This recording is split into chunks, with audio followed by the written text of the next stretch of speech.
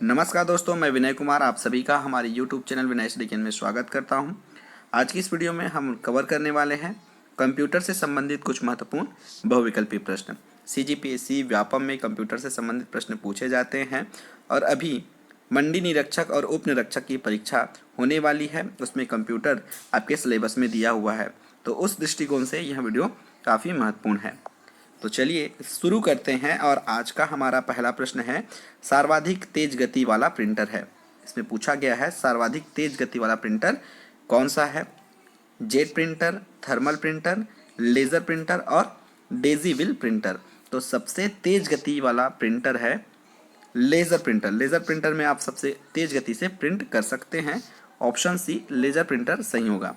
उसके बाद अगला प्रश्न है CDRW। इसका मतलब होता है compact disc read and write. इसमें लिख सकते हैं और पढ़ भी सकते हैं, पर सूचना को रीड राइट और रीराइट किया जा सकता है।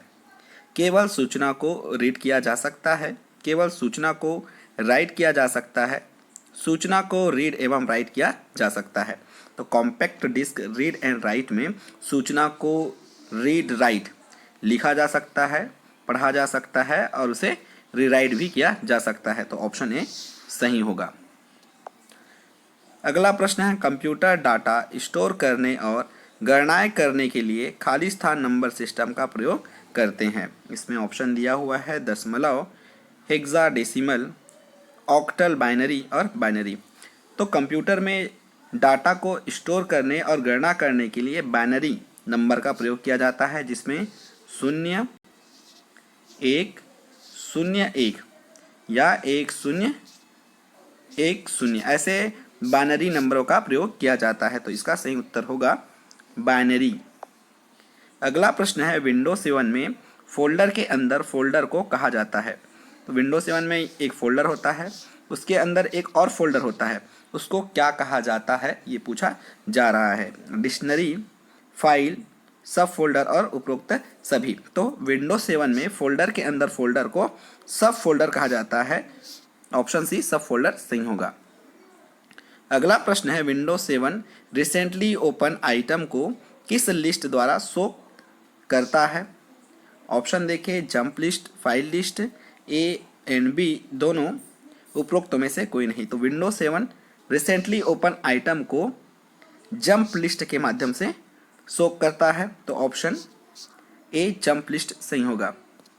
अगला प्रश्न है, वर्तमान पीढ़ी के कंप्यूटर में प्रयोग होते हैं। ऑप्शन देखिए, SSIC, MSIC, VLSIC, ULSIC। इसमें प्रयोग किया जाता है ultra large scale integrated circuit. Ultra large scale integrated circuit. तो ऑप्शन डी में दिया हुआ है ULSIC,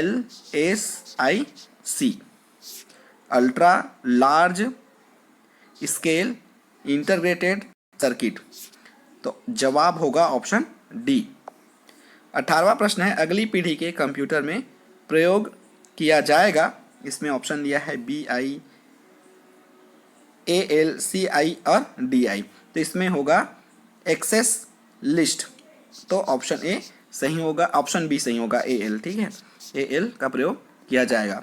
उसके बाद है, विशेष रूप से डिजाइन किए गए कंप्यूटर चिप जो किसी अन्य डिवाइस के अंदर रहते हैं कहलाते हैं।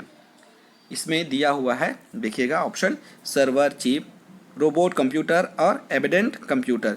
तो कोई भी डिजाइन में कंप्यूटर चिप में डिवाइस के अंदर रहते हैं उन्हें एम्बेडेड कंप्यूटर कहा जाता है। तो ऑप्शन डी सही होगा। उसके बाद निम्नलिखित में से एक वह प्रोग्राम जो उच्च स्तर भाषा को मशीन भाषा में बदलता है। लिंकर, असेंबलर, इंटरप्रेटर और कंपालर।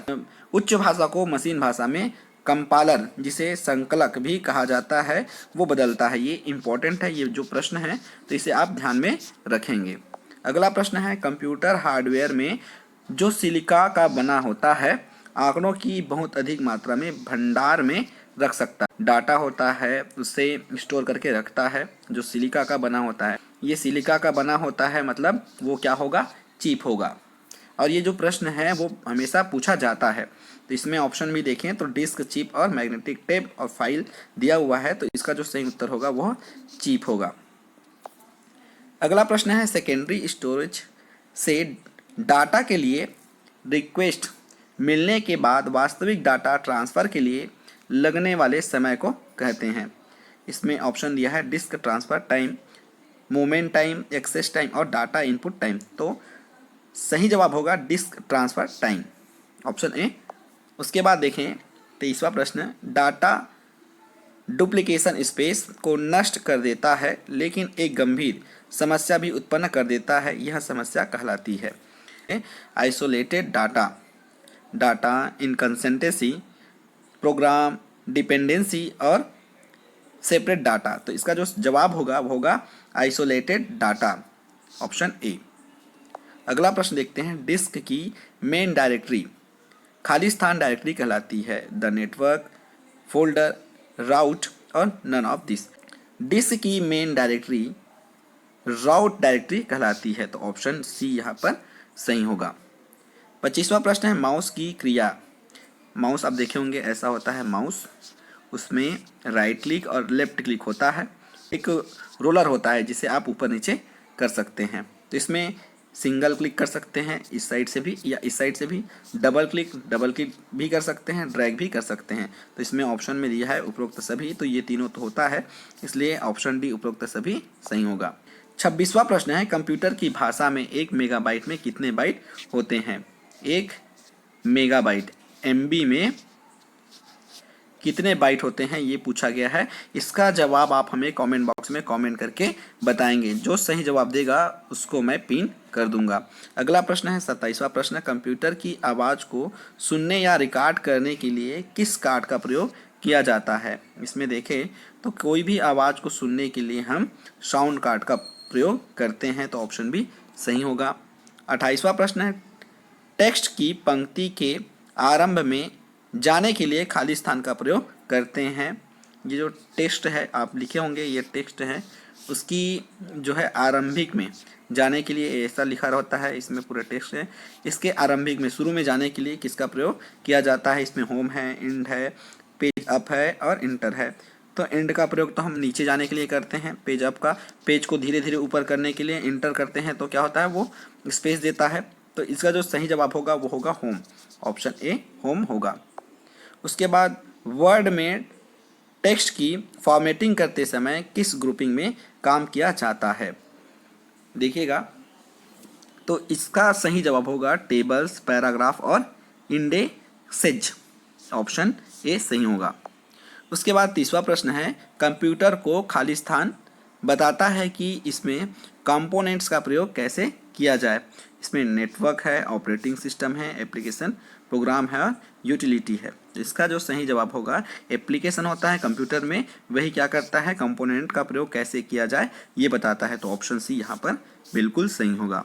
थैंक यू दोस्तों, वीडियो कैसा लगा कमेंट करके हमें ज़रूर बताइएगा। वीडियो अच्छा लगे तो लाइक कीजिएगा और अपने दोस्तों तक ज़रूर शेयर कीजिएगा। धन्यवाद।